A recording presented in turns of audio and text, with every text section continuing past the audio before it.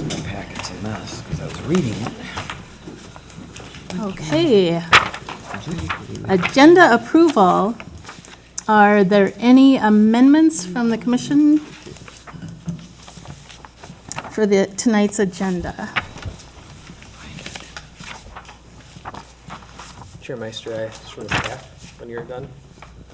Just an update on the agenda, if I can, from the staff level. Okay. So, not on the agenda here are the public comment opportunities, and I neglected to tell Jess about those. So, what the council is doing is they're keeping the public comment opportunities at the business items. We also have open forum, of course, which is for items not on the agenda. But then at unfinished presentations, I think just as well, since we have one, unfinished business and new business, if there's anyone available, we could do a brief, see if anyone on Zoom wants to comment on those items, if that's okay with you. Yes, absolutely. Is that at this time, or? Nope, it would be, first would be open forum. In the open And then forum. when we get to the business items, we can talk through that. Okay. All right. Well, I will entertain a motion to approve the agenda. So moved. Anderson. A second. Second. All in favor, say aye. Aye. Minutes of the May 20th meeting. Any questions from the May 20th meeting?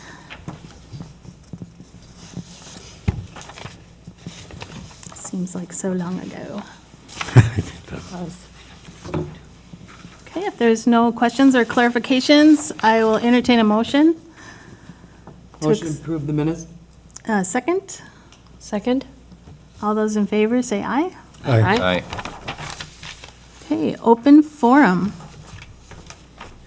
Again, this is for items not on the agenda, and if anyone on the Zoom meeting would like to, you can use the raise hand function, or is it *6, I believe? We don't have anyone dialed in, but Never mind, there's no one dialed. *6 or *9. The raise your hand function, I guess, for the one person who's joining us virtually.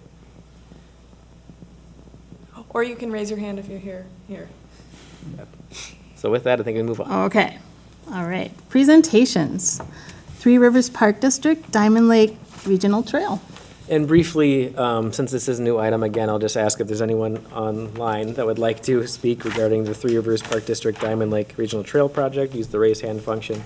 In the audience are either the presenters or the applicant at this point, so we don't have any other audience members. Okay. All right, welcome. With that, I think we can invite Stefan. Thank you, Madam Chair and Commissioners. My name is Stefan Shearson. I'm a landscape architect with Three Rivers, and tonight I'm here with Kelly Grisman, our planning director, and Stuart Crosby from SRF, the consulting group, or consultant, on our Diamond Lake Regional Trail Master Plan project. We were last here in February, not here, but virtually here in February, to review the preferred and recommended route for the trail through Corcoran. We since then have been working through some changes that happened in Medina, which we felt could potentially impact the route in Corcoran. So we kind of held off on coming back to the Corcoran City Council. We decided to kind of reset things and come back to the Parks and Trails Commission beforehand. So can we go to the next slide? So tonight, we'll give you, again, a quick overview of the project and update where we're at. Stuart will walk us through, real briefly, the route analysis and some of the comments, at least generally speaking.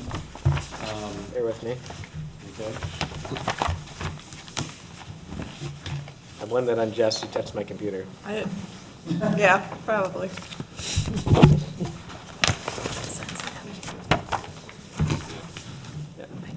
Glad it wasn't me.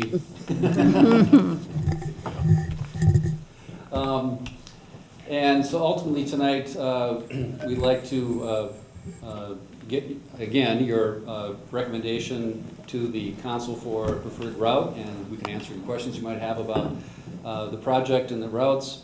Again, have more of a formal recommendation that can go to the city council next week. I apologize, we're having some technology issues here. We got it here.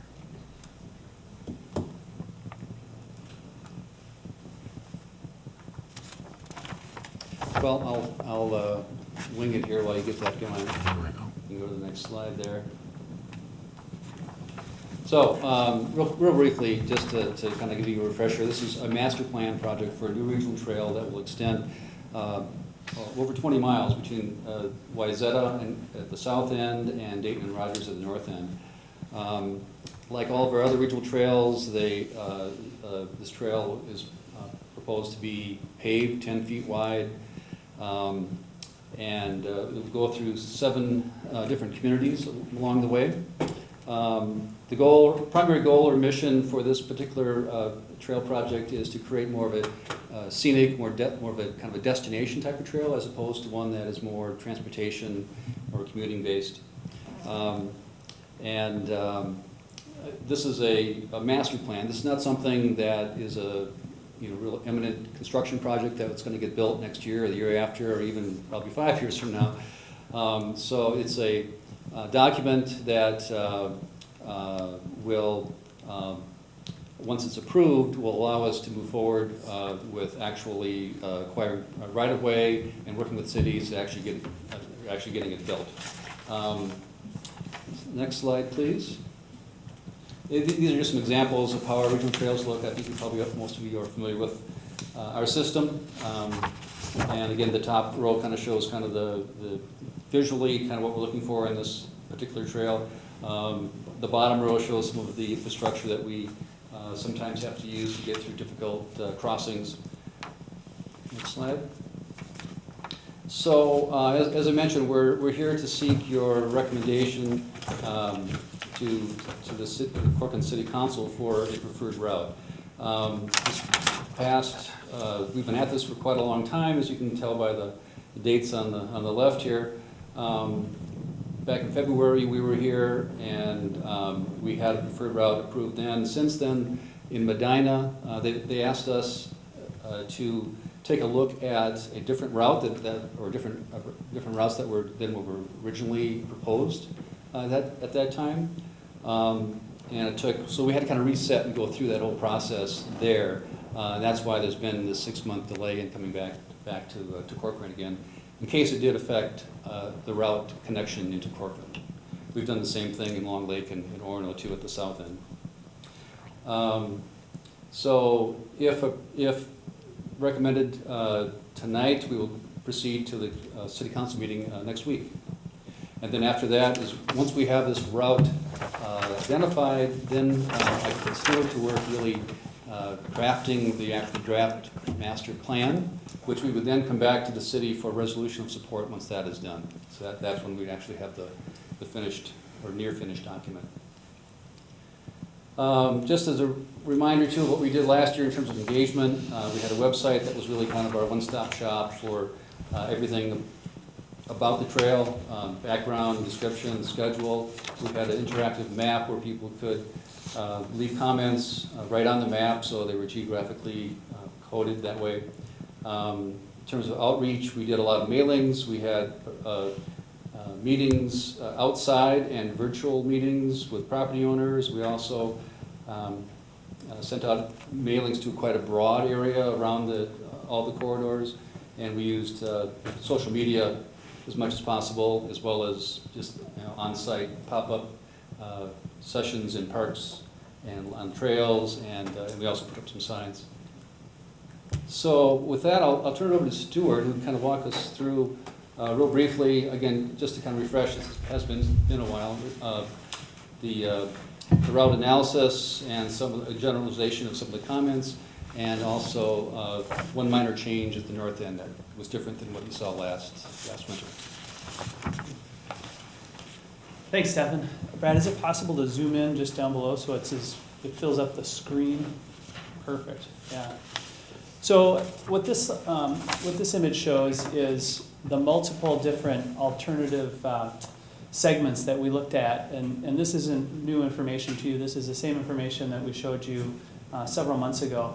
And what this slide shows in the blue boxes we have a summary of the comments that were received on that segment or on these segments, and in the white box are just some of the highlights of that segment.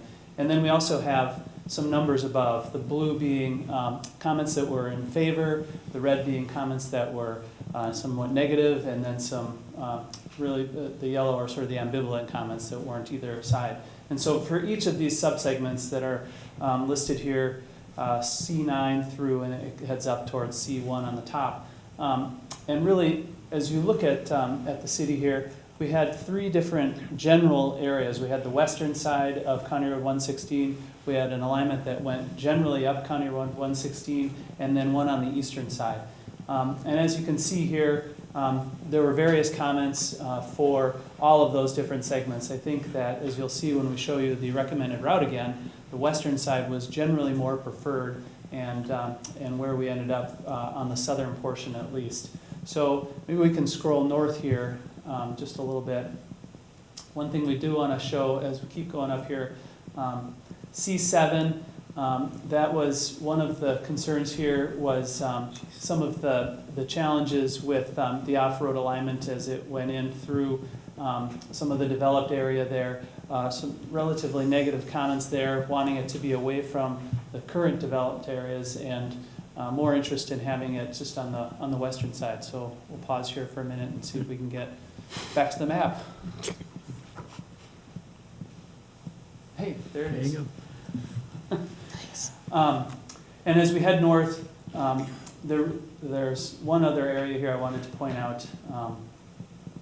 You may recall that in conversations with this group, we had discussions about whether or not it should go on the blue, which is C3, or cut across on C13 and head up C8, which is on the eastern side.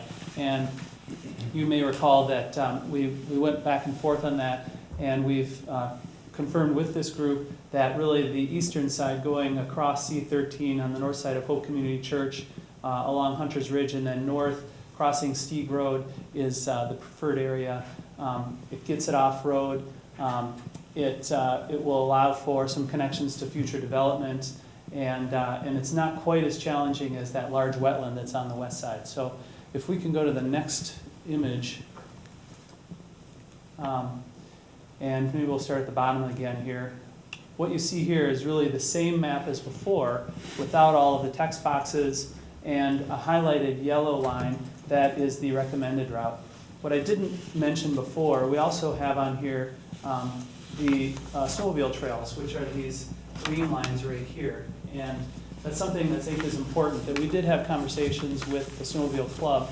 They're very interested in this trail corridor, especially because if there's an opportunity to coordinate between the snowmobile club and the trail, they'd be really excited. And Three Rivers Park District does that with snowmobile clubs, and would be something that Park District would be interested in doing in this corridor. So if we can get a wider corridor that allows for snowmobile use adjacent to the paved trail, that would be an exciting opportunity, I think, for Three Rivers as well as for the snowmobile clubs and the city of Corcoran as well.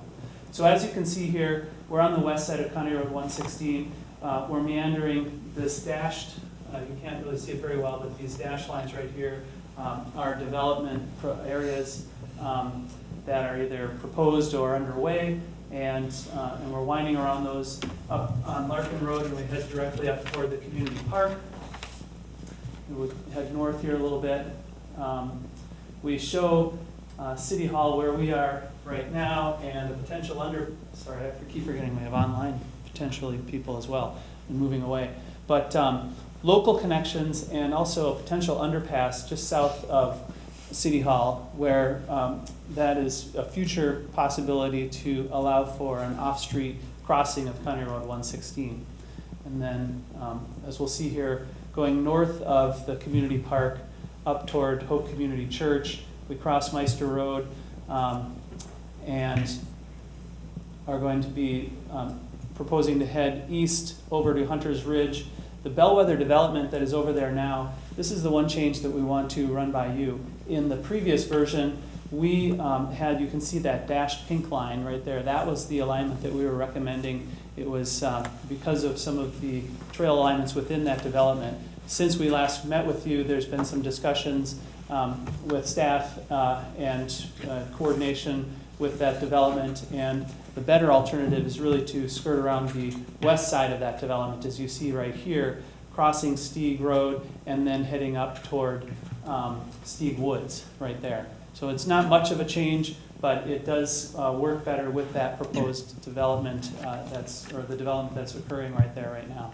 And as you head north into Dayton and up toward Rogers, the idea is to connect up with Dayton Parkway and head east over the new Dayton interchange and then up toward French Lake and Diamond Lake, where the trail will wind around the west side of French Lake and then the south side of Diamond Lake and head north up toward the Mississippi River. So maybe with that, I'll pause for questions for either Stefan or Kelly or me. I'm wondering about your crossing 116, what that would look like, and then you cross County Road 30 and, cross various other county roads, which we all can guess are going to just get busier and busier. Yes. How do we do that, and what is the starting point, and what would that look like 50 years from now? That's a great question, and those are things that as we get deeper into our analysis within the master plan, we'll be able to refine that. But I can say that at County Road 116, our desire would be to have a grade separated crossing there, so that you aren't going right at grade. You're not going to have to worry about traffic going. So I think we had looked, as we did further south, at possibly an underpass there, but that's something that we'll have to look closer at because, as you know, there are a fair amount of wetlands around here, and those are challenging for underpasses. So I don't know if there's any other things, Stefan, that you'd like to add about that location or some of the other ones? Well, I'd just like to add in general that, this route still is somewhat conceptual in that, there's some flexibility if, as County Road 116 further expands and develops, and if there are new intersections developed moving forward in the years ahead, that line can shift to take advantage of some of those opportunities. So keep that in mind, I guess, as even along crossing 10 and 50 over by Community Park, same thing. In the future, as those roads potentially change, we would be, because we have a master plan in place, we would be a partner at the table to talk about how can we incorporate trail crossing safely in the new road design.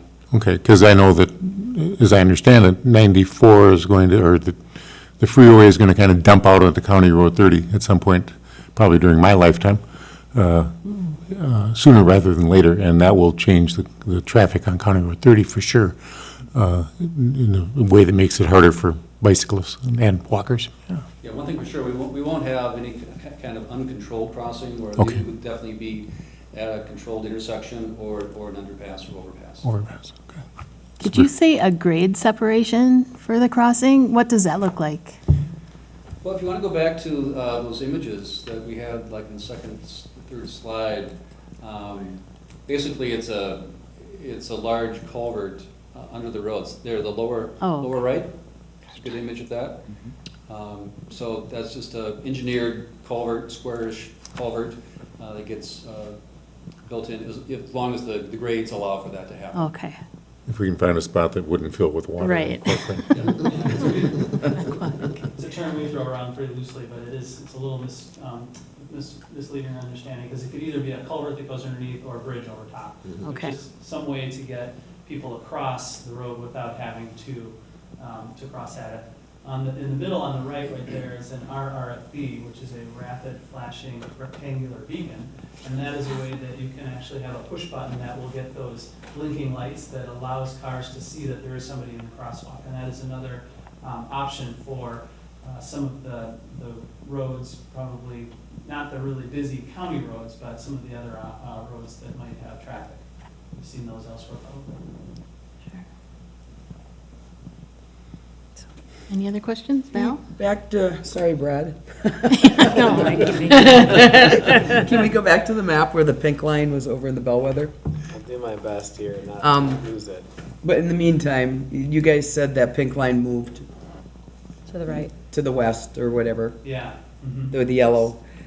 when if it followed the pink line, how close does anybody know would that come to the park over at Bellwether?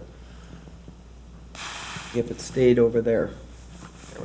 No, I know, sorry, it's kind of a loaded Every one. time I'm touching this in PDF format, it seems to not work well. I've not used this with PDF before, just PowerPoint, so. I have some bugs to work out with PDF apparently. Or do you guys recall when you had conversation with Bellwether as to, because I think there's some more, the open area between the pink and the yellow, there's more homes going in. That's part of the next development, right? Yeah, so basically where the yellow and the lower end of the pinkish or reddish, that is the open space park. Right, So, oh, it is Yeah, kind so it of, goes right to that, and the pinkish or reddish was the trails that are basically approved already in Bellwether. But there was an opportunity with Amberley / Bellwether that's moving forward right now on that vacant piece, which is the Van Blaricom piece, of coming up through there instead. There's a nice wetland complex on the west side, so instead of going through a bunch of homes through Bellwether, you could go actually and have a view of a wetland if you use that route instead. So that was part of the conversations, I believe. Yeah, one of the other things with the pink route, it was really a trail that I think was 8 feet in the development proposed, and it was between the yards and the street, so it was really sandwiched in there. The yellow route provides, I think, a little bit more opportunity to have views, and you're not sandwiched right through the middle of the development. So still connection to that park. but the park is there, okay, thank you. Sure. Is there a difference between the grade separation and an underpass? No, that's just one type of grade separation. Yeah. Okay. Mhm. The snowmobile club, they would go along a portion of the trail or the whole trail, or how does that, what's the vision for that? Well, I think that if it were at all possible, in areas that are not being developed now, that are open land, as the park district goes forward with acquisition, they would like to get a wider corridor that would be 50 to 100 or even wider feet, that would allow for what we are calling a linear park experience, and so you're not just sandwiched in between a road and houses, and it would allow for plantings, and it would also allow for space for snowmobiles to be adjacent to that. That's not going to be possible through this whole corridor, because obviously in areas like the Bellwether where you're going to be closer, but in areas where we do have more room, that's where we could see coordination with the snowmobile clubs.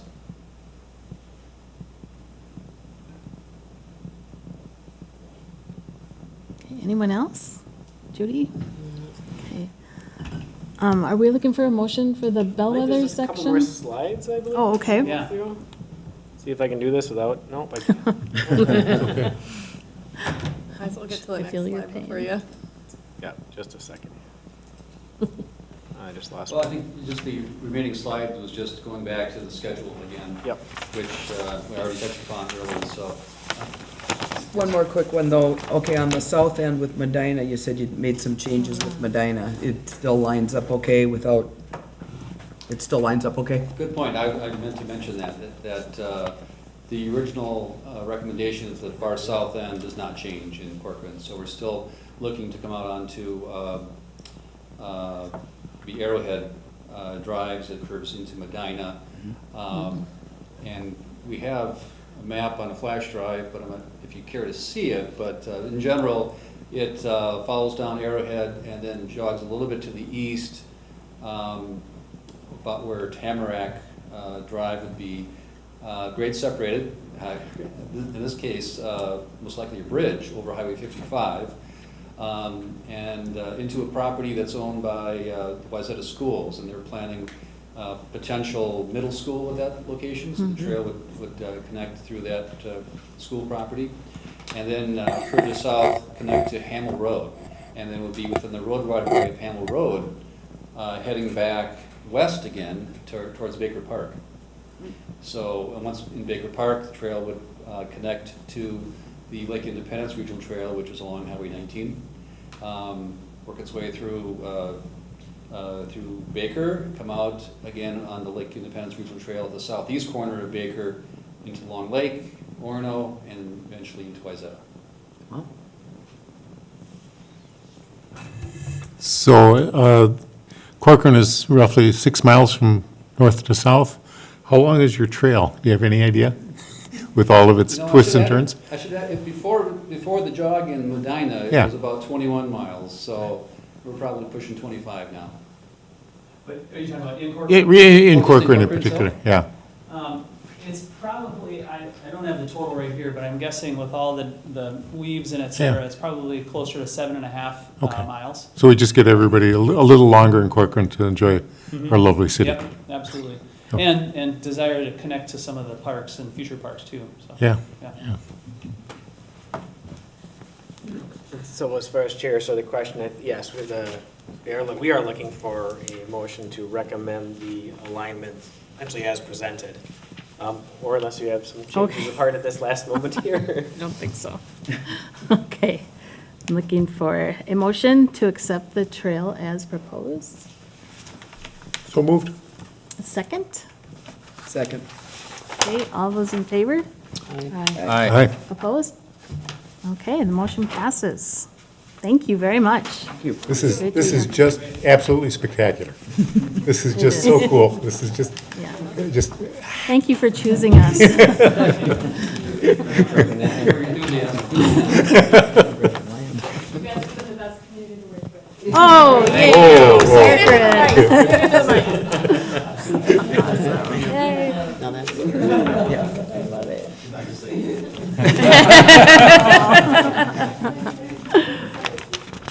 Thank you. Thank you. Thank you. Okay, on to unfinished business. Cook Lake Highlands. And Chair, if we could also, we have two individuals online, if they'd like to comment on the Cook Lake Highlands discussion. This is the parks dedication portion of it, not necessarily the land use portion of it. Please do so by using the raise hand function now.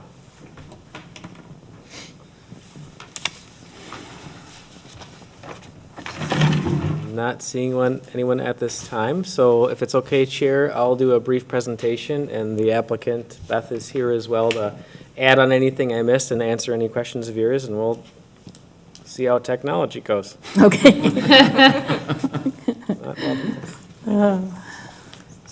Okay, so this is the Cook Lake Highlands project. You've seen it a couple times before. It's really virtually the same as last time you saw it. It's located here on the north side of Bass Lake Road, just north of Lions Park, on the border with Maple Grove and Corcoran. I hesitate even using my mouse at this point, but I'll try. So essentially, this is it located here in this area. This is the project. Again, it's the same as before. There we go again. So it's, as I bring it back up again, it's the 20 single home villas, the Applewood Point product, the memory care facility, as well as the child care. One more time. There we go. So really, it's the two questions that were talked about last time. It's really regarding accepting the proposed Outlot C as public park. And this would be essentially roughly 8-acre area, about 3 acres of upland. And last time, there were some mixed opinions on the commission, but overall, the commission said, no, this was not in their plan, and we should just not take it as dedication at that time. And then it's also regarding the connection from the cul-de-sac. And last time around, the commission said, you know what, the cul-de-sac connection, we don't need that. We can go without it at that time. So really, those are the two things in front of you yet again tonight as they go through the process one more time. As far as the park dedication goes, they do require a dedication at this point of, if it's cash, of $437,000. What the applicant is looking for is credit, not for the entire even 2.94 acres, but just the credit for the single-family villas. And that amounts to $92,000 roughly. Now, we value land at 90,000 acres, so per our formula, that would be a $264,000 credit. Typically, if we really wanted that from a city, we'd credit that much.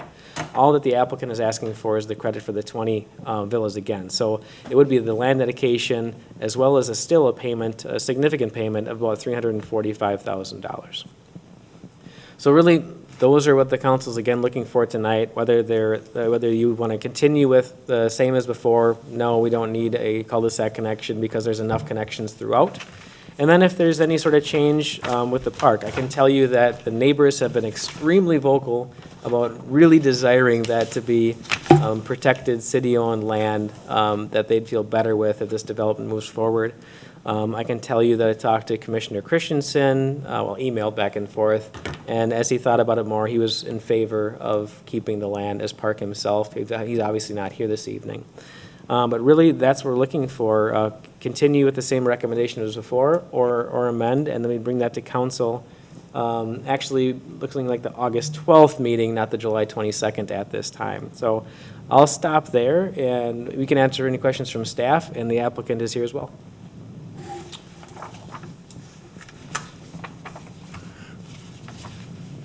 Could you, sorry, I should have asked you to have this ready. I would like to look at the natural resource map as on the comp plan for that section, For this outlot C. for Outlet C.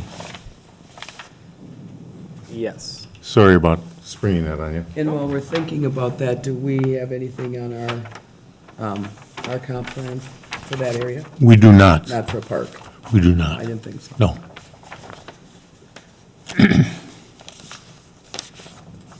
You said a lot of the people were vocal about that piece of property, the neighbors? Yeah, and Beth, if you want to get up and Yeah, go speak, Beth has done a great job, I think, really having multiple meetings with the residents. Good evening, Madam Chair, members of the commission. Yes, the neighbors, I've met out there with a neighborhood group on a couple different occasions, and we walked the whole site, walked the perimeter of it, and, you know, they feel very strongly, obviously, and I think you know about the off-road trail, and so we've kept the off-road trail in its location. And I think that what this park or open space wooded area does is it really does give them a wildlife sort of corridor in that area. It continues to sort of enhance the off-road trail, and it gives a really nice buffer for the potential development on the farmland to the north. So it actually enhances that property. It enhances the property, the Bass Lake Crossing, and it just provides a really nice buffer for everybody, I think even for this subdivision too. So I think everybody kind of wins by leaving that as open space, and it does serve, really, if you walk out there, it really does serve as a little wildlife corridor, and it's nice. So yes, the neighbors have wanted it to stay. So.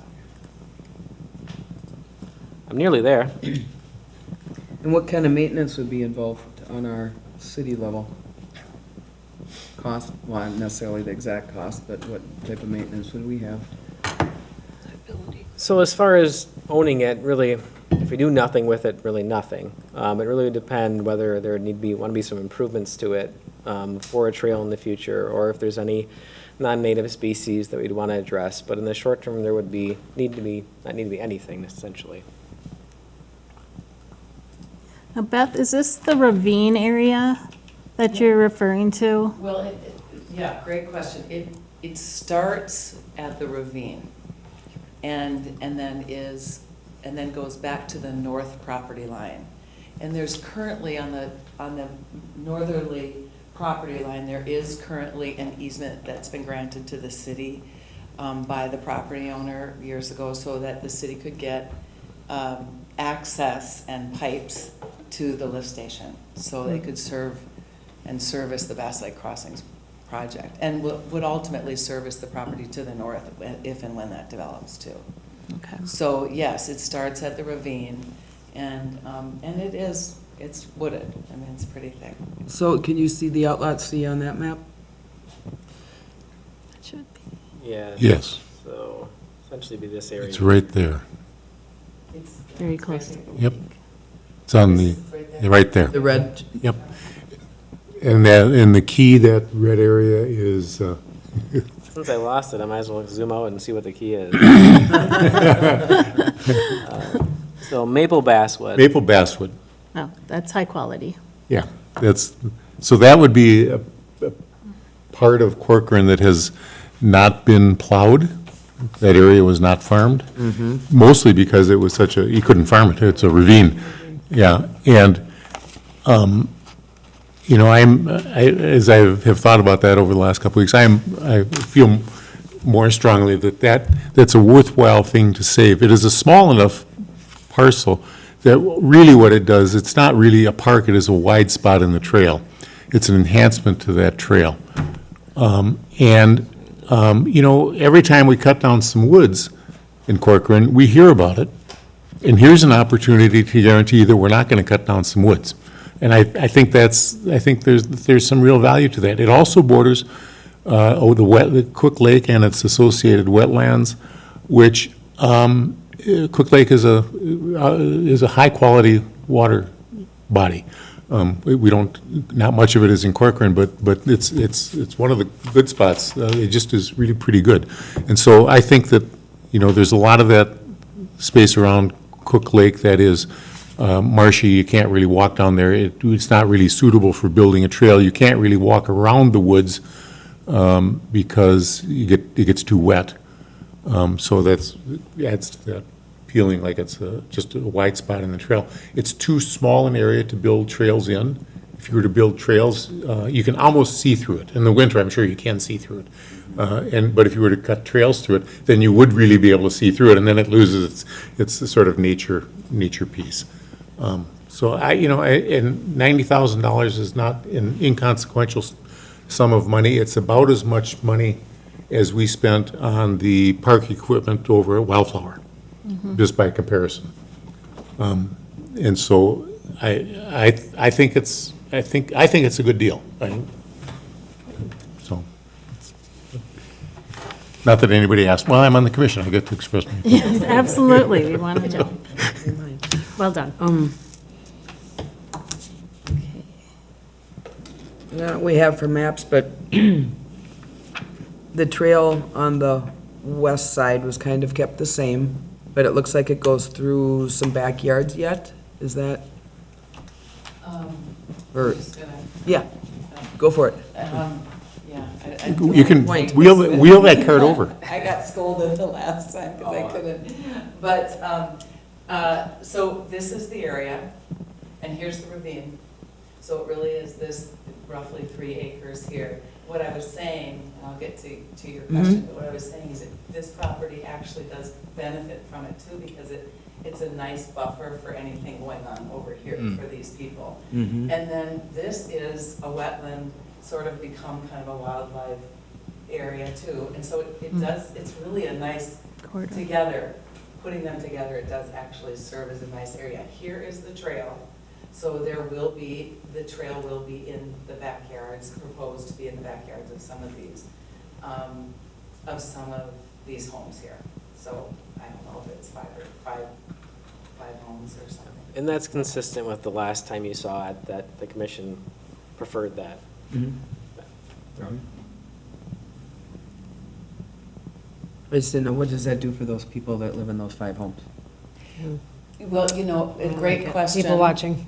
Right, I mean, and there's been trails through communities and subdivisions, it's pretty common. Yeah, and it's best to have the trail there before the houses are built. For right? sure, for sure. So then it works, so they know what they're getting, so, yeah, Right. no surprises. And I feel strongly about the habitat preservation too. I mean, it's not enormous, but it's Right. right by a lake, Yeah. and that's really significant. And how big is it again? I apologize. It's about 3.3 acres. Yeah, the upland area is about Upland, 3, it's- but it's yeah, 8 but acres 8.38 total. acres to get all together. The sum's what, the wetland? Right, with the wetland, it's 8.38, yeah.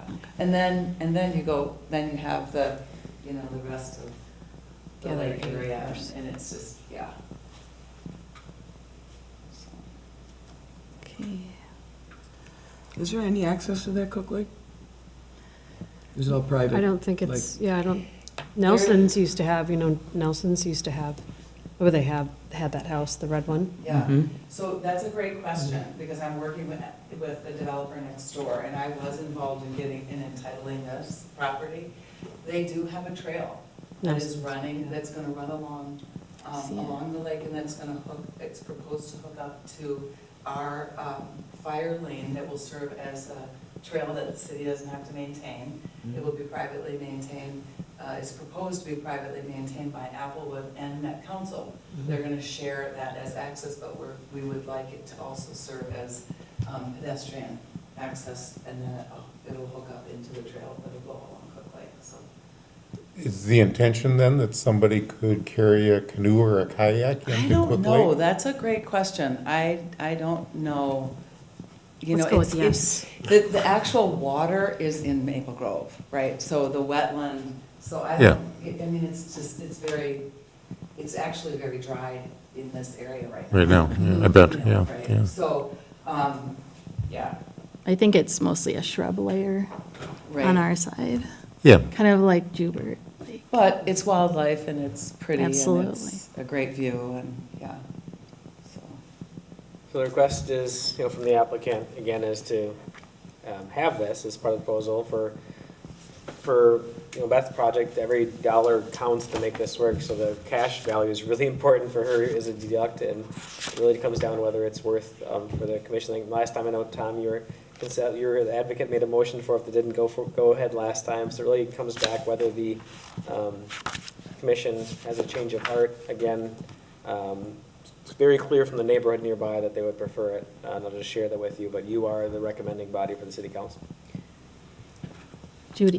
What kind of liability would it have for the city? I mean, to have 3 acres that we have there, just no park, no nothing, No more than we have now. nothing more than that? I mean, because someone could get to the lake if they wanted to walk through it.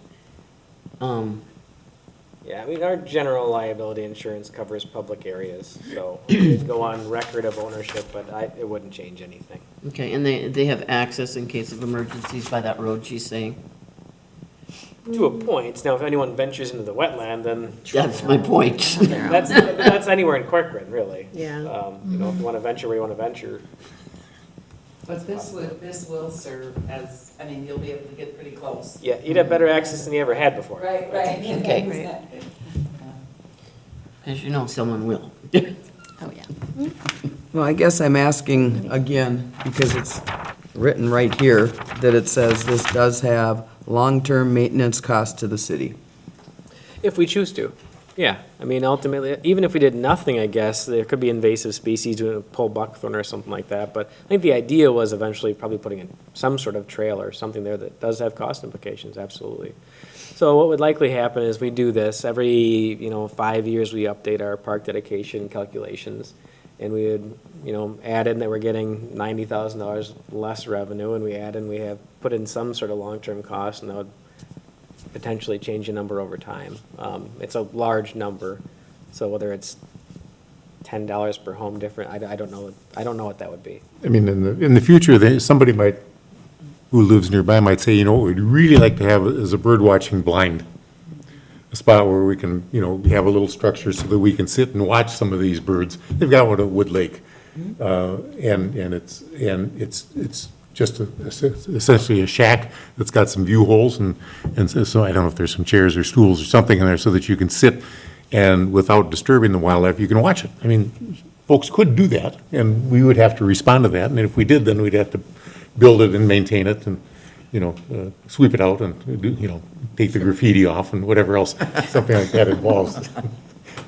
So, but that would certainly be our choice. Pick up the beer cans and cigarette butts. Well, that's true. I mean, trash removal, Sure. that probably is a likely initiative, knowing just the past year, but I wouldn't say from the staff perspective that we'd be overly concerned about it. I think it's more about if there's a choice to improve it.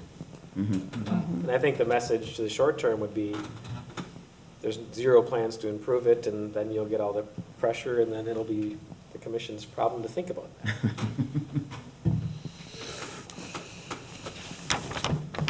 Any other questions or comments? I'll entertain a motion for Outlot C as a public park.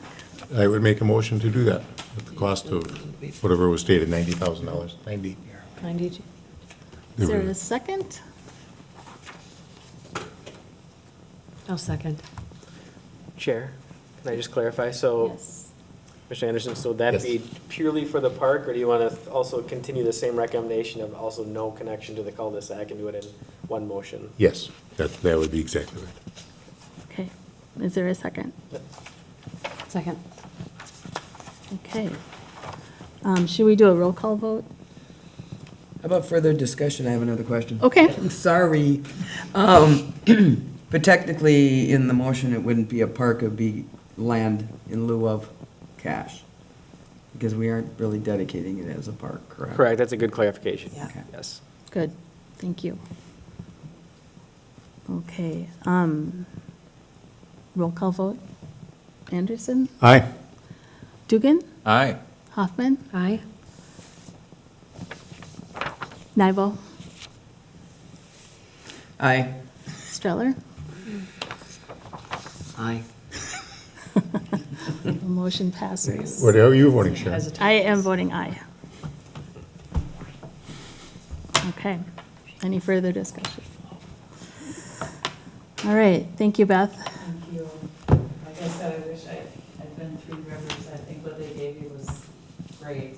I love the Three Rivers trails, so Oh, yeah. enjoy them. Thank you. Thank you. Thank you. Okay, on to new business, 2022 budget and fee schedule. Hello. First of all, it's very nice to see you all in person again. You too. Very excited about this. So I didn't include a slide, but it's in your packet. There's a few changes that I'm proposing, and I would like your guys' blessing. In the last fee schedule update, the tennis courts got adjusted to a 2-hour usage instead of a 4-hour usage. Instead of 4 hours at $30, it was just cut in half for 2 hours at $15. I thought maybe it would make people more likely to use the tennis courts. Update, I did get one reservation. For the tennis courts? Yes. Aren't they a little lumpy? Do you make them sign a liability waiver? I do. Twisted That is ankle. part of the Good reservation. call. Excellent. So, and actually, they reserved it for 3 days. Woo. So, They running a tennis camp? not saying I'm brilliant. Totally, bro.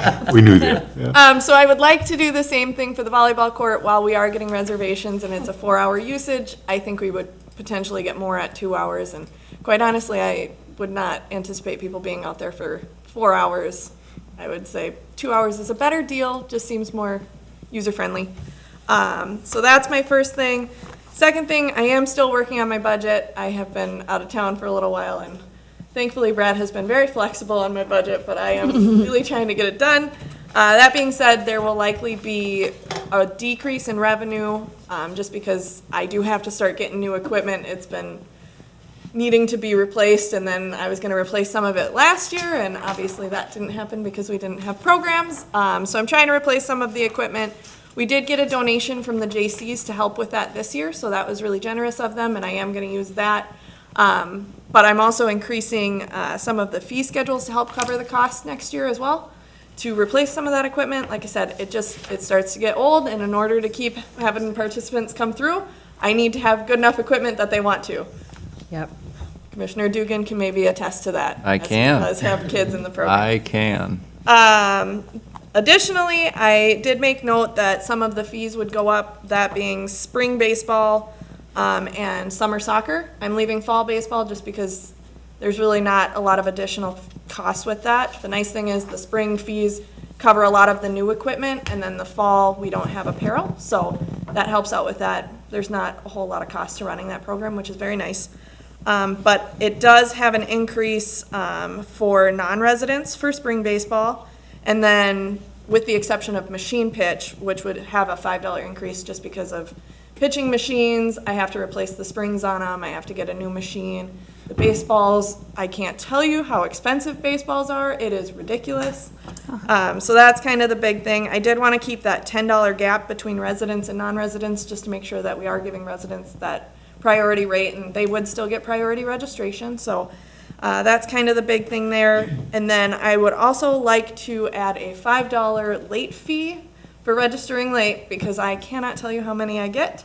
And it is kind of a hassle to have to go back to my shirt people and to adjust my rosters, and it takes more time than it needs to. Should be $10. It's not enough, yeah. I'm trying to be kind.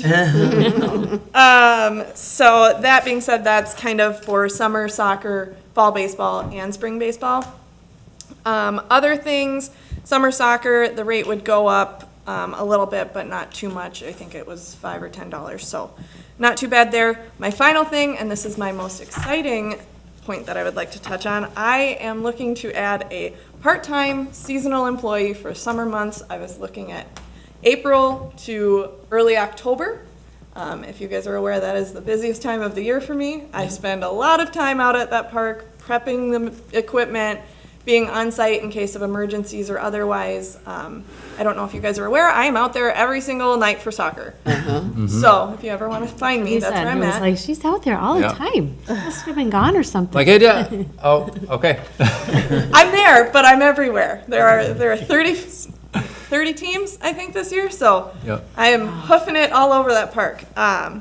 So that was kind of my big thing. They would be in charge of attending the program, so I don't have to, and obviously they would have my phone number in case there was a big emergency. I don't live very far. Answering any on-site questions, they'd be involved in some of the registration and setting up teams and stuff. It would just help alleviate some of the things that I do during the summertime, so I can focus on more things like park planning and RFPs and maybe additional programs. But unfortunately, I just have not had the time to get to like the bellwether RFP. I would love to accomplish it, but I am swamped. What about having an intern? You know, like I think of myself when I was interning for Three Rivers, I did it for free. I think we would have a very hard time finding an intern. You think for so? free. Especially if we label it as an internship. I can tell you that in the field, there are a lot of them that are paid. Yeah. And I actually had one, so I think it's a great idea to maybe label it as an internship. I know that. Paid internship, you know. Even that, I know that we needed one to graduate for our park and rec Yeah, degree. I can I did. attest for Brad too, because we went to the same place. Yeah. Basically the same person. Yeah. It sounds like your notion is to structure that position so it really is a true internship where they're going to be not just doing only lining fields. Correct. But they're also going to be learning how a program like this runs, Correct. the kinds of things that work well, the kinds of things that take a lot of energy, so that as they come through that program, then they will be really ready to step into the field. That's marvelous. That's well worth the city money, the city's money. I think when cities get services from people, they ought to pay. So I think I would be upset if we tried to do it on the cheap. And I would be aiming for college students, not necessarily like fresh out of high school. I'd be looking more at the, maybe they came from Mankato. Go Mavs.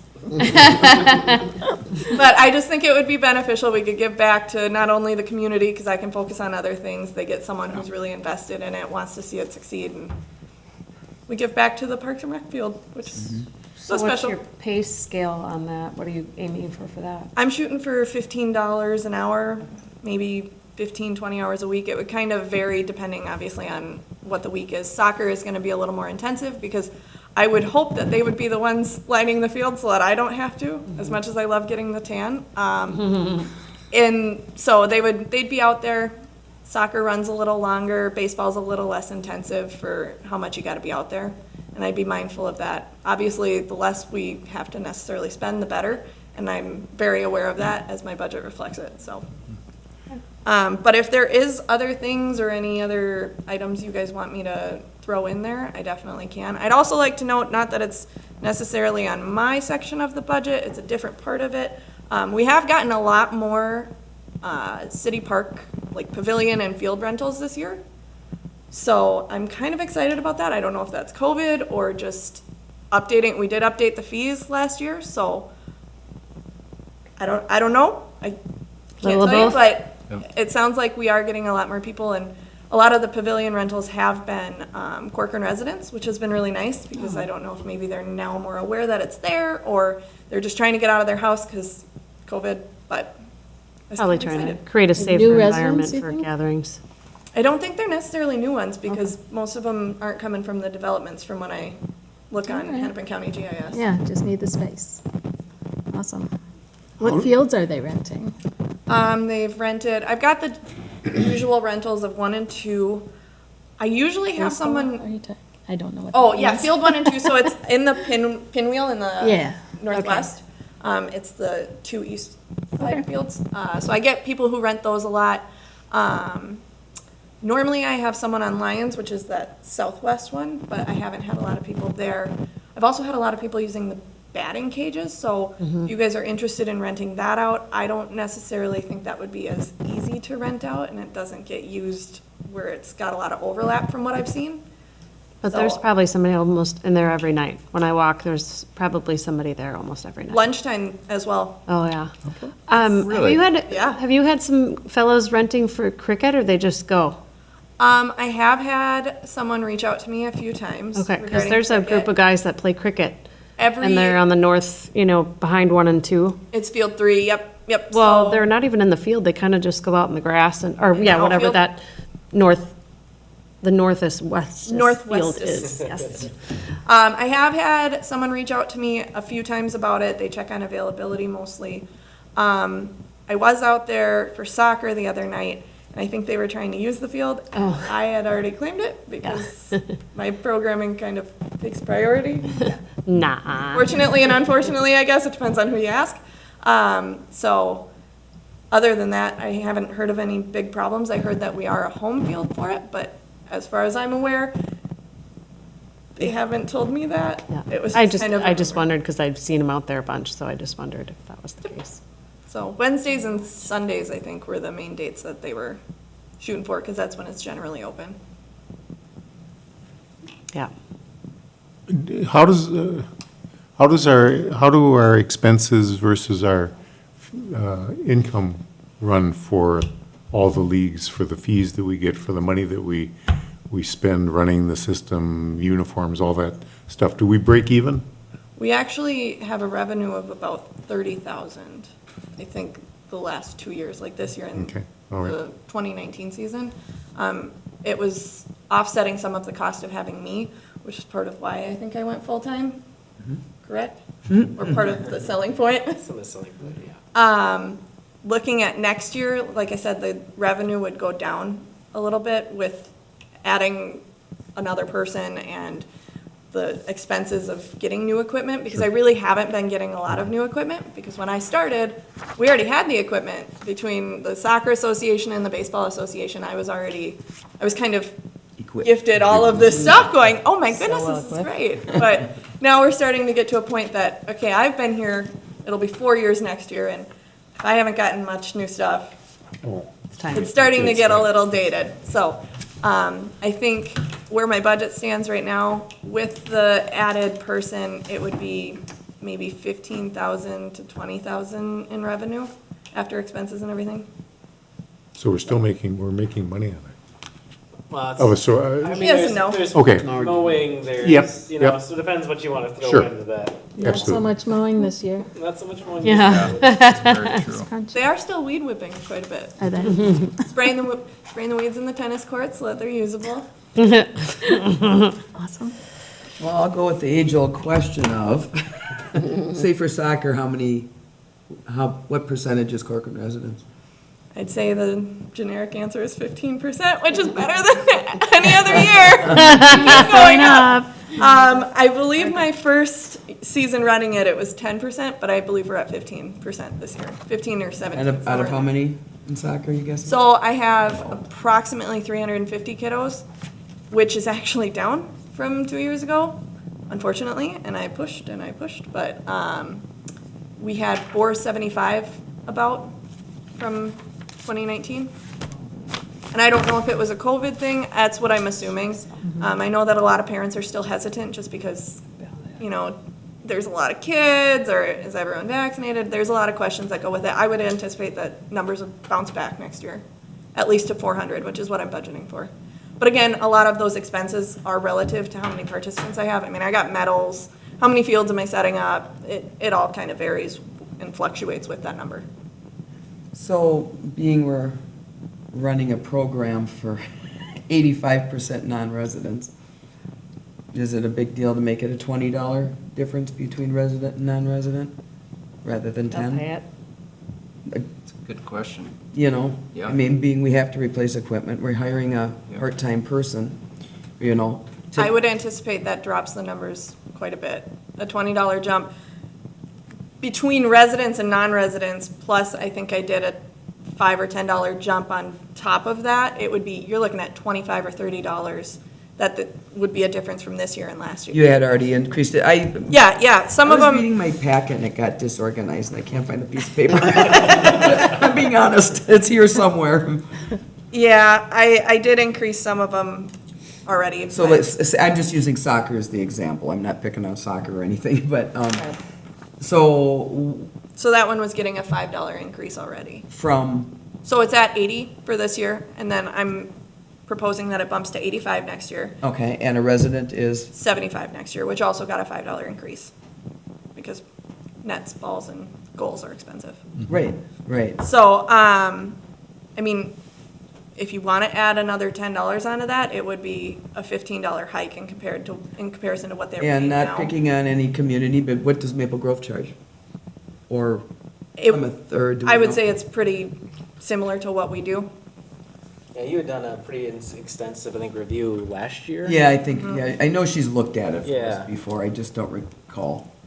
And that's not, while we do get Maple Grove residents, I do speak relatively frequently with their youth athletic coordinator, whatever his title is. He's still pulling numbers, so it's not like we're taking all of their residents. I think they're doing both. Yeah. But I will say they do help offset the cost a lot, that extra $10 by getting them in our programs. Well, you know, we don't necessarily want to consistently serve Maple Grove residents. We would much rather have the Corcoran ones. Plymouth or Medina, I mean, I'm not picking on Maple Grove. No, but that is, Percent. of the 85%, that is majority of it. Sure. I would say probably 60%. Sure. I mean, we do get some Plymouth, and then probably Medina is next, or, I mean, part of the fun of kids' sports is you go and there's all these kids there doing stuff. If you lop off all the kid folks who are not from Corcoran, it's a pretty sad-looking bunch. Well, yeah, no, that's, It's just not, you know, Quite a team. you don't have enough teams, you don't. No, I get You know, that. so we, there's some benefit to having a bunch of kids out there racing around. That's what kids are supposed to do. Yeah. yeah, for sure. Yeah, I think, first and foremost, having a full program is the best, and then Yeah. then getting as many Corcoran kids as you can to fill it up, which, I think Jess has done a good job of doing so, but I agree. I think, the question, I guess, would be if you ran a 200-kid program, is that the same revenue with more percentage of Corcoran versus running a 400-kid program? I'd say probably not. I don't know. Depends what the goals are, I guess, too. But I hear what you're saying. Selfishly, I look at it, that's gonna be a great reason when we go to the Maple Grove Lions to request money for City Park. We can show that, hey, how many hundreds of your people come to this program? So in the interim, we'll kind of use that as a regional, need, but we're hoping as Corcoran grows, I mean, we're adding 200-plus homes a year, which some of them have to have kids. And a lot of those new kids over in Ravinia are too little. Yeah. They'll be of age in the next couple of years, I think. Yeah, and that was That's my my guess. understanding too, back in the day by doing this is by having full, big, well-done programs. We can, when we need the programs as we get more kids, we're not starting from scratch. We already have this nice big program that we give priority to Corcoran. So hopefully, Yeah. a couple years down the road, it is half Corcoran or something. And the program will be so successful and known that it won't have to start from scratch. And that was what Kevin Dale and Melanie said, back in the day when I started here. and touching a little bit on what Brad said, I would argue that a big reason that we have gotten some of those Hennepin County Youth Sports grants is because we are regional.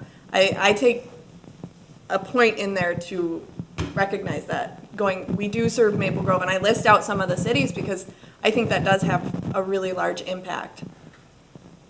They look at it and they go, oh, it's not just 36 square miles, it's a much broader scope. Makes sense.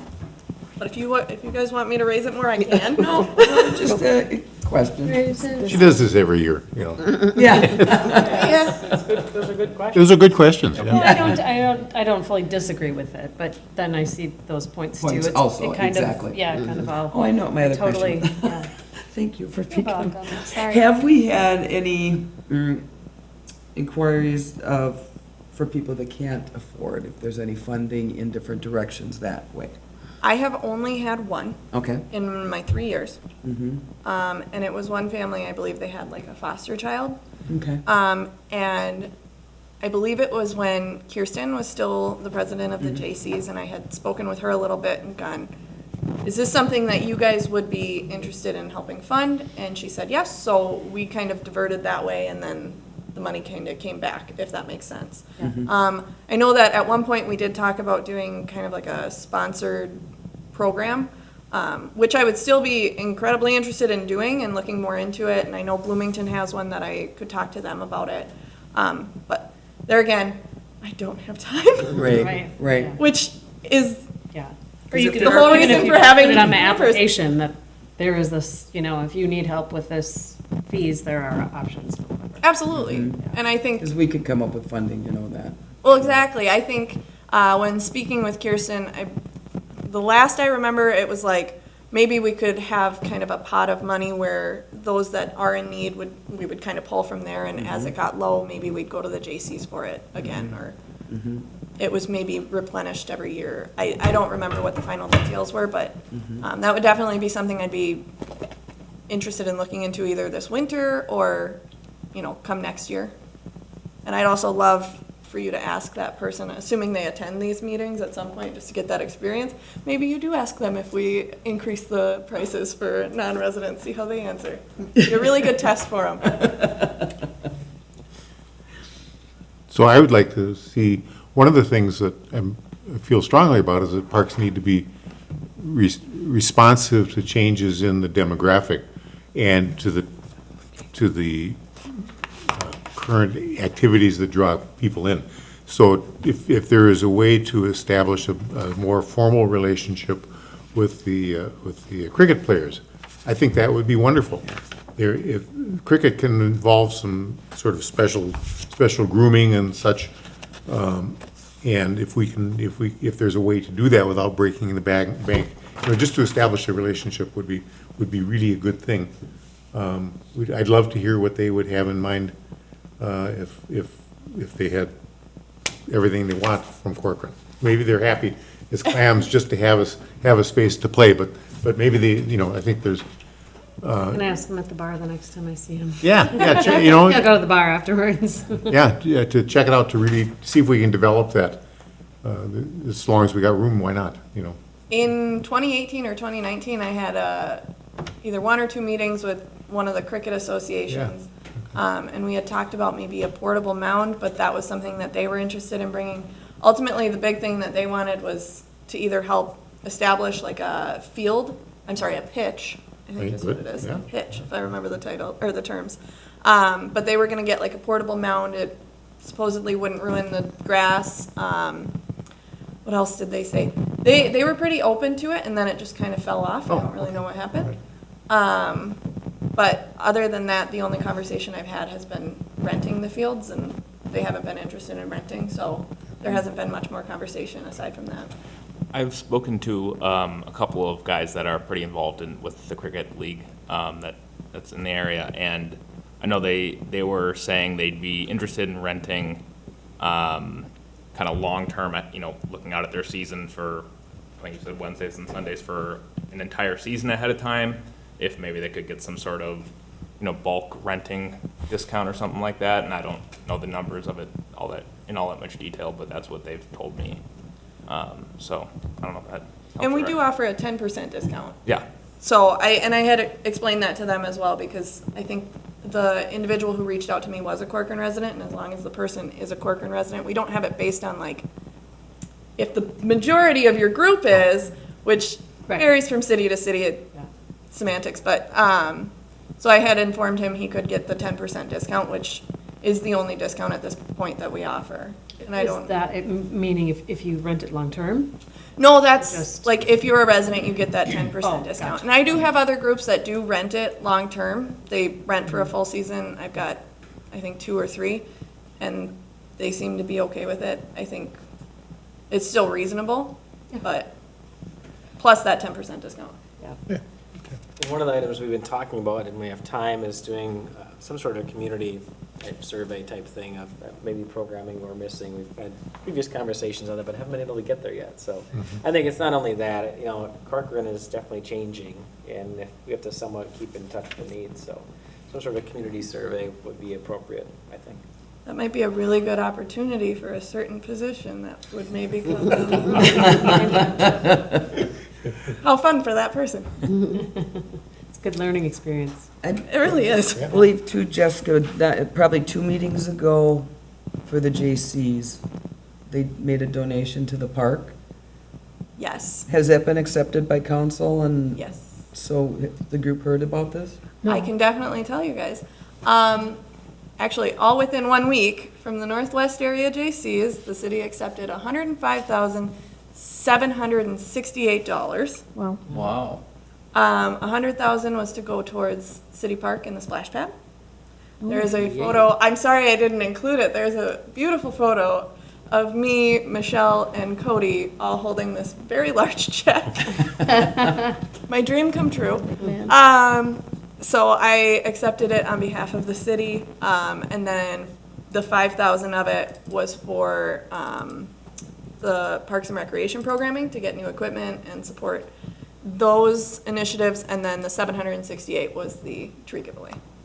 So they were very generous that week. They cut 3 separate checks. It was a very wonderful time. Really good job, Val. And Like the little pool thing where there's a little water? Yeah, over at the park. It was kind of in our plan. So or we where's that talked gonna about go? it. yes, it was very popular. Where's Yes. it gonna go? Well, there's water over there. It's gonna be redesigned. There's whole Yeah. plan. Up by the pavilion?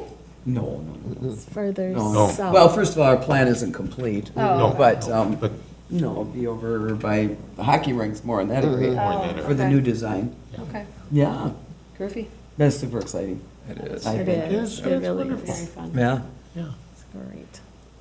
Any questions on that? Are you looking something up? Oh, the check? oh, the picture. No, we can pop it up there? Hey, I have a question from a previous, so that when we were doing the starting the building on this, the Ebert thing, wasn't there a time constraint where they can only do construction from a certain point to a certain point? Because I know it was on one of the slides where you looked at the other communities as far as when they can do construction. Is that the one over by the Lions Park? That, The new one, just Ebert's, the new Sawgrass, or oh, that one. Okay. just on the other side of 10. Do you hear that? Yeah, We do. 4:45 in the Oh, morning. really? I thought it was 7. No, it was Oh, 4:45 my in the morning. goodness. As I woke up, I just sometimes wake up in the middle of the night, I'll go take the dog out, and I'm sitting there, and all of a sudden, bang, bang, and I'm like, Oh, what that's on way earth too is that? Construction hours start at 7 a.m. on Monday through Friday and 9 a.m. Yeah, on Saturday it and was Sunday. not So 7 a.m. I would encourage you to, Yeah, if it's a weekend thing, you can call the police, but it at was least on, email. it was on Monday. Email me and let me know so we can follow up on that. 'Cause if we don't Okay. know, we don't know. Okay, So yes. There you Well, go. that's just what I wondered, and I thought, well, okay, I know these are the days where we want to get going. I'm sure they want to get Yeah, as many it's their daylight work day. hours as they can possibly, but it was barely daylight. So I'm like, this is a little So early. it's do what you want until somebody complains, so. Well, yeah, and we've had that issue with Very our much. people behind us too, yeah. Any Okay. other comments on the budget and fee schedule? Ready to move on? Okay, on to active planning applications. Are there any questions on any of those? Right, old and new?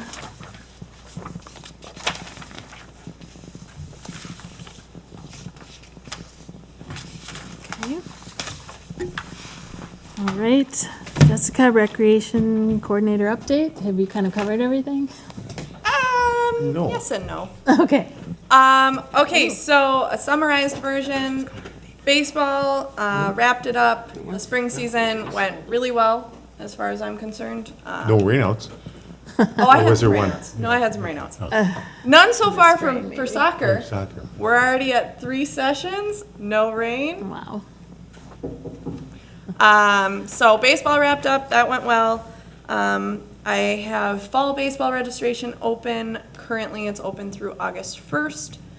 I kind of touched on that a little bit earlier. Numbers are looking good, pretty on brand with what they have been in the past.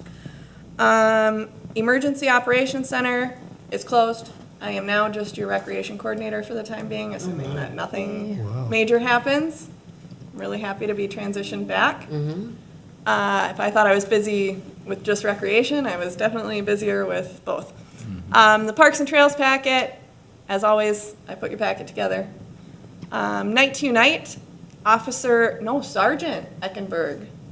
That has a different ring to it. Sergeant Eckenberg and I are planning Night to Night. I don't know if you guys have heard yet, but there will not be a city party this year. We're coming in way too late in the game to plan something of that magnitude. Size, yeah. It is big. So between that and the guidance coming in so late, we weren't really sure what that would look like. So planning to have it was really hard, trying to get everything out there. So new plan is that we're trying to really emphasize neighborhood parties, really make them as grand as possible. We're planning on doing kind of not a parade, but like a brigade is what we're calling it. So we're bringing squad cars, some public works vehicles, staff, council, and we're gonna make some cotton candy beforehand. We're gonna hopefully have snow cones. Our community service officer has made a really nice photo booth stand. So we've got some new things coming. We're hoping that we get a lot of people signed up. The last I checked, which was last week, so it's been a little bit, was I think 4 parties we've got registered. Normally we have about 8 or 10. So we've got a few more postings going up on social media. We've got the newsletter going out. Some additional things that we're doing this year, we're doing a scavenger hunt for rocks. I can't tell you what the word is, but we have, I believe, 8 letters out. There's 1 letter on each rock. They are located throughout the city. The clues are on Facebook and the website, and you can go try and find the rocks. And then you there's- unscramble it, and then you get a prize. Ooh.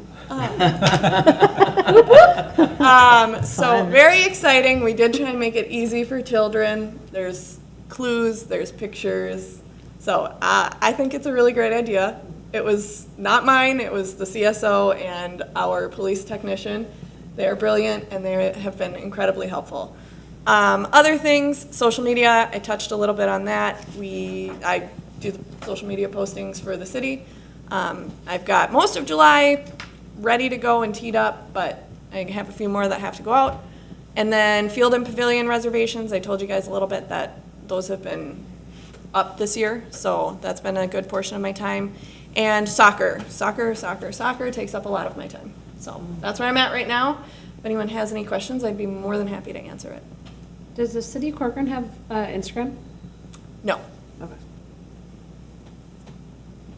we have Facebook and Twitter though, and then so does the police department. They are 2 separate accounts. But I will say that since I took over social media in early last year, I think we've gone up, what was it, 250, 300, somewhere in there for people on Facebook. Twitter, not so much. I don't know if people don't use Twitter, or if I don't know how to post on Twitter, tweet on I don't Twitter. tweet, so I don't know. But I do Instagram, that's why I just wondered if there was. And we've looked at that. The big thing was what would be the big difference between Twitter, or between Instagram and Facebook. And so Brad told me that if I could put together a game plan for Instagram, that I could maybe run with it. But here again, I have not had time to put together a game plan for Instagram, though I would love to use it, because it is my Winter favorite as project. well. Yeah. So, but that is kind of what I've got. Good job as always. Yes. Thank you. Thank you. Okay, let's see. City council report. All right. Your esteemed mayor. Thank you. I won't bore you with the entirety of this big 4-page packet, but there's been a lot going on since you guys have last met. A couple highlights that stick out. We approved the Napa site plan. going in just kind of by west side there off 116. Continuing work on the Hackamore improvements with Medina, trying to get that sorted out and making some progress there. Regarding construction hours, actually for a future, I believe starting next year, Brad, is it the updated construction hours? Correct, it'll go in a council meeting this fall to kind of implement that. So Gotcha. with that, the council looked at actually reducing the amount of construction hours that they would have. So it's not quite as bad, but it still should never be 4 in the morning, so let us Yeah, know. either way, that's not within the hour. Let's see, a couple other big ones. Moving forward with a couple road improvement projects that I think I updated you on last time a little bit. They're just a little farther down the road, no pun intended. And City Center Drive feasibility study, and now moving forward to the next on that, among other things. But other than that, I'll open for any questions, if anything sticks out to you guys or have anything for me. So Napa's moving over to the old liquor store, right? Yes. And what's gonna go on with the Napa corner then? I don't think we've heard anything officially yet, but hopefully we do soon. Okay. Yeah, Okay. be a good spot. So did Cal buy it or no? Did Cal buy did the, The property sell? Napa? Or the liquor store? Or Napa? Napa? Not that I'm aware of. I think Oh, they're okay. still in ownership at this point. Okay. Could I just ask, what is a road vacation? Kane Road vacation? That was for the easement on Kane Road, I believe, right? Yeah, so it's a formal term for, so we have right-of-way, and when we get rid of right-of-way, we vacate it. Okay. So, Kind of like the ditch, So what's that? or what? and in this case, oh, sorry. No, no. So in this case, there was a potential for a connection from Kane Road, north of County Road 10, south. So when the development went in, we added extra right-of-way along the eastern side. And there's no need for it, so we're just simply vacating that right-of-way. So it essentially goes from right-of-way to just property. Okay, That's a technical. all right. No vacation for Nothing anybody. nothing fun in that, okay. Oh, okay. All right, Garden Club report.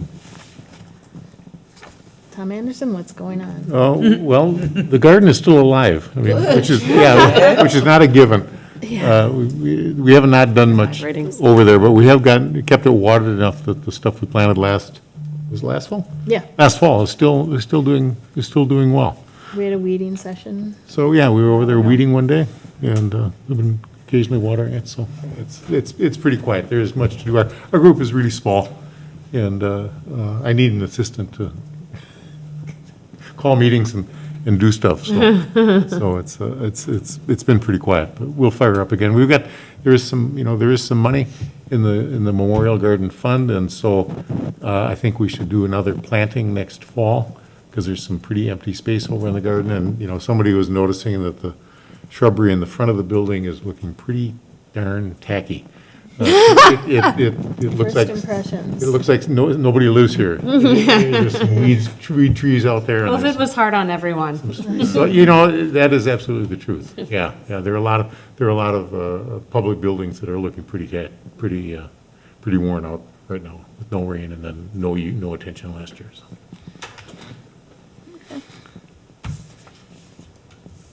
All right, park dedication fund. So we recently got a finance manager, but this has not gotten adjusted since then, as she is learning all the ins and outs that is Corcoran. So, we're still looking at the same exact thing. But if you guys have any questions, I just figured I'd include it as a Thank you. refresher.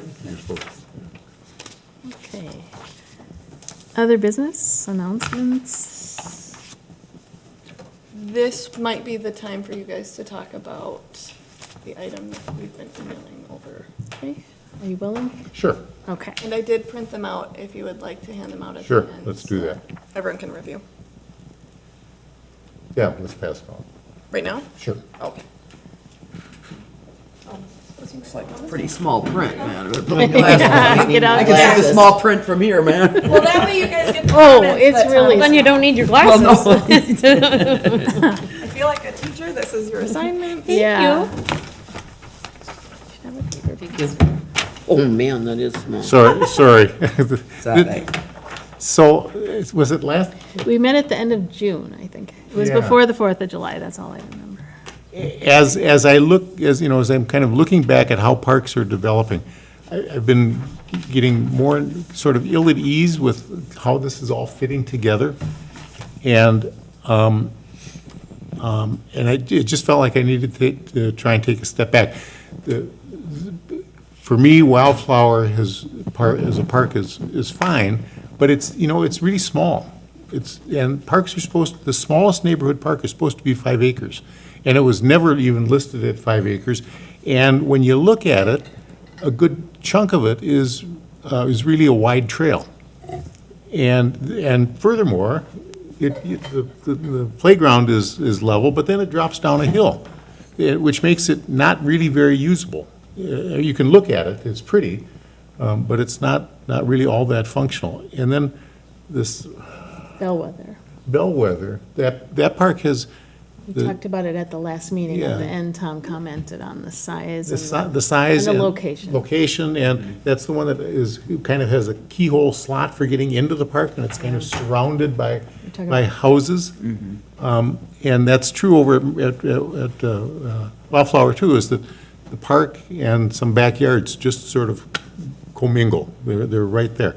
And I thought, you know, what is the deal? What do we need to do? The comp plan gives some general parameters, and that's what's in the really small print there at the top, talking about neighborhood parks.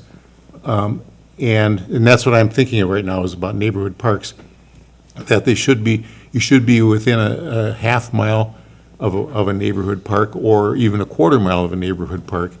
It should be a physical geography suited for intense development and a frequency of about 1 park per 5,000 residents. And then that's sort of the end of the guidance. And so how do we implement this notion that it's supposed to be intense development, it's supposed to serve people well? And so this, at the bottom of this page, I've got this list of things. And that first, the first one says, if we're developing in low-density residential, 3 to 5 units per acre, that's not very dense. That's what Ravinia is. And so a mile between parks, so that people are within a mile, works pretty well. We have some high-density zoning and some mixed use that go up to 30 units an acre, which is really, you know, that's apartment kind of living, you know. And in that case, then parks should be closer together, partly because 1 park per 5,000 people, and when you've got people in apartments, they need the space. So then we would need to be sliding into that a park every half mile apart, so you're a quarter mile away from the park. And we haven't really got that sort of requirement, we haven't got that kind of figured out. And my list goes on, that parks should be near a good access road. Putting a park at the end of a cul-de-sac makes it really hard to get to, it really makes it hard to sign, it makes a park which doesn't feel like a public park, it's somebody's backyard. Parks should be, this park should be compact, as I was thinking about it, that they should, if you have 2 points within a park, everything in between should be in that park. We want to avoid having parks that look like this, where you got some park, but the stuff in between is not a park. That, and the term for that it should be a convex sort of shape, where it looks in general like this. I also think that if you're going to have a field, it should be as big as a regulation soccer field. To have something smaller, well, who does it serve? It means that adults should, on a Sunday afternoon, be able to go over and play a pickup game of soccer. Or big kids, or, that not everything is for an 8-year-old, because neighborhoods aren't going to just have 8-year-olds. And that, in general, neighborhood parks should be nearly flat. To have gullies and spots where you can't do stuff is pretty hard. This is supposed to be intensely used by the neighborhood. So we could, and we need to have some good parking. What my list was intended to do was, so if we have a developer, if this list is added to our description of what parks should do, when we have a developer come in and say, this is our park, we can say, this park is too small, and what it really is the bottom of the hill. This is not what we want for a park, and we're not making it up on the go. We've got, here is what we're looking for. I'm a believer that you shouldn't be kind of yanking developers around and making up rules as you go. But we need to be a little clearer about what it is that we're looking for. And the parks that we've got, they're fine, they're lovely.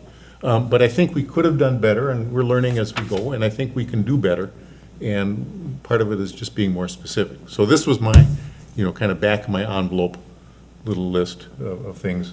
And as sort of a starting place for a discussion that I think we should have, and we should carry it forward to the city council. And I don't think that we would expect that we would need to change the comp plan, but it's just a way of making clear what it is that we want, so that we can have, and it would help Kendra, who's ever negotiating with developers, say, you can ask for this 2-acre neighborhood park, but the park commission and the city council are not going to go for it. You need 5.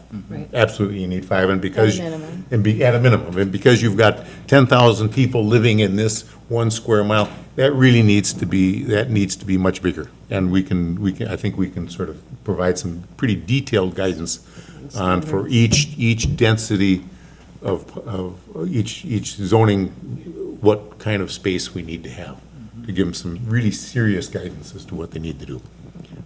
Which isn't to say that there can't be some unique feature in a particular city, a particular area, that says, this isn't quite what you're looking for, but look at what we can give you, and point us in a different direction. We can give, it still needs to be flexible.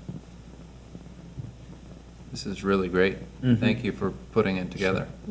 Some great forward thinking, yeah. Yeah, well, it's just good to have high standards. Yep. And then Yeah. people say, Especially hey, at this time. Yeah, Right. When when all the before. building is going on to stay Yeah. high, rather than, because you can always give back a little bit, but if you start low, then it's a lot harder. Well, you did this in this neighborhood. Exactly. And just add, and Sharon and Tom and Jessica and I had a starting conversation on this, and you guys did the work so far, so I appreciate that. But I think our vision was this would be a subset from the comp plan. So the comp plan says this, and then for the guidance, we'll have this packet. It might result in a recommended comp plan update. For example, Tavera came in, right?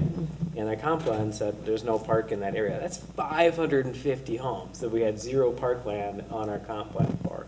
So as an exercise, once it moves forward, maybe it would result in a recommendation to, add additional parks throughout Corcoran. I'm biased, I'm a park guy, so I like parks, and I think good communities have nice parks. Yeah.